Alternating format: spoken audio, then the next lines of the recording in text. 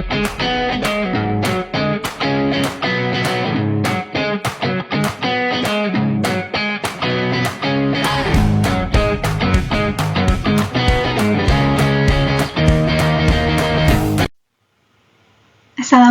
warahmatullahi wabarakatuh. Perkenalkan, saya Andriani. Pada kesempatan kali ini saya akan mempresentasikan materi periode kritis dan perbandingan anak dan orang dewasa dalam pemerolehan bahasa.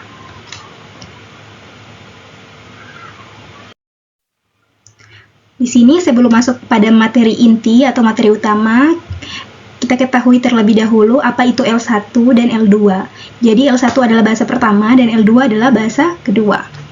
Bahasa pertama adalah bahasa yang pertama kali dipelajari anak secara alami sejak lahir melalui interaksi lingkungan terdekat, orang tua atau keluarga.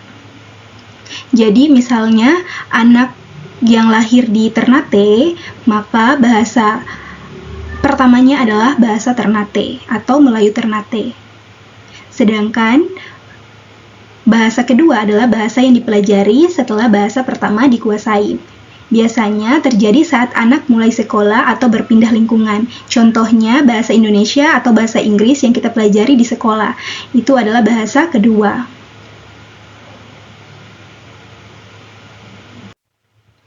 Ya, di sini pengertian periode kritis. Apa sih periode kritis? Periode kritis adalah masa ketika seorang anak memiliki kemampuan optimal untuk mempelajari atau memperoleh bahasa secara alami, biasanya berlangsung sejak lahir sampai usia 12 tahun. Jadi, periode kritis ini punya batasan waktu, yaitu mulai dari 0 sampai dengan 12 tahun. Periode kritis ini biasanya juga disebut dengan periode masa emas. Masa emas ini atau golden age, di mana otak pada anak itu dengan pesat-pesatnya berkembang. Batas usia periode kritis. Jadi, periode kritis juga punya batas-batas usia, yaitu tadi 0 sampai 12 tahun. Itu batas periode kritis. Terus, ada batas paling sensitif, yaitu 0 sampai 5 tahun. 0 sampai 5 tahun ini, otak anak itu berkembang dengan sangat-sangat pesat. Sedangkan 6 sampai 12 tahun itu perkembangannya mulai menurun. Masih berkembang, tetapi tidak sepesat pada 0 sampai 5 tahun. Nah, setelah pubertas, kemampuan alami yang tadi itu mulai menurun. Kita bisa buktikan dengan periode kritis pada kasusnya Jenny. Jadi pada kasus Jenny ini, Jenny adalah anak perempuan yang tidak mendapatkan paparan bahasa sampai usia 13 tahun. Dia ini dikurung oleh ayahnya di gudang tanpa diajak berbicara. Jadi dia dikurung selama 13 tahun. Nah, setelah itu dia diselamatkan, Jenny diajari berbicara, tetapi kemampuan berbahasanya itu tidak sama dengan anak-anak seusianya. Dia bisa menghafal kata-kata, tetapi tidak bisa membuat struktur kalimat yang lengkap. Dari kasus Jenny ini, kita dapat simpulkan bahwa periode kritis itu ada dan sangat penting.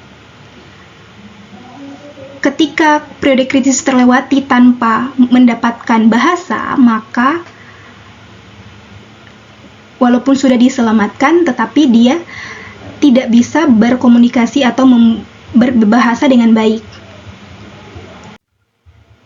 Apakah ada periode kritis pada pemerolehan bahasa kedua? Nah, bahasa kedua ini adalah bahasa yang dipelajari setelah bahasa pertama. Untuk periode kritis pada pemerolehan bahasa kedua, tidak ada periode kritis yang mutlak untuk belajar bahasa kedua. Orang dewasa juga tetap bisa mempelajari bahasa kedua dengan baik setara dengan level penutur asli. Jadi orang dewasa itu bisa mempelajari bahasa kedua dan tidak ada periode kritis pada pemerolehan bahasa kedua. Jadi orang dewasa tetap bisa belajar bahasa kedua, tetapi untuk mempelajari bahasa kedua itu agak sedikit kesulitan. Berbeda ketika mempelajari bahasa kedua pada masa periode kritis, di mana masa pada otak manusia itu sangat berkembang dengan pesat. Nah, di sini perkembangan anak versi orang dewasa dalam pemerolehan bahasa kedua. Jadi di sini anak-anak lebih cepat meniru pelafalan atau pengucapan sehingga bisa terdengar seperti penutur asli. Mereka belajar lebih alami lewat bermain atau mendengar. Biasanya mereka belajar dengan cara menonton video-video YouTube, terus mereka mulai ikut bermain, terus mendengar. Lama-kelamaan mereka bisa mengetahui, biasanya pada bahasa Inggris di YouTube. Anak-anak itu bisa mengikuti di YouTube. Lama-kelamaan mereka bisa paham, mereka bisa tahu. Terus mereka itu tidak takut salah, berbeda halnya dengan orang dewasa. Nah, orang dewasa ini lebih baik dalam pemahaman konsep, aturan, dan analisis. Tetapi mereka takut salah dan mereka merasa malu ketika mereka salah. Terus pelafalan kadang masih terbawa aksen bahasa pertama. Walaupun mereka bisa lebih dalam pemahaman konsep, aturan, dan analisis, tetapi dalam pelafalannya mereka tuh terbawa-bawa aksen bahasa pertama.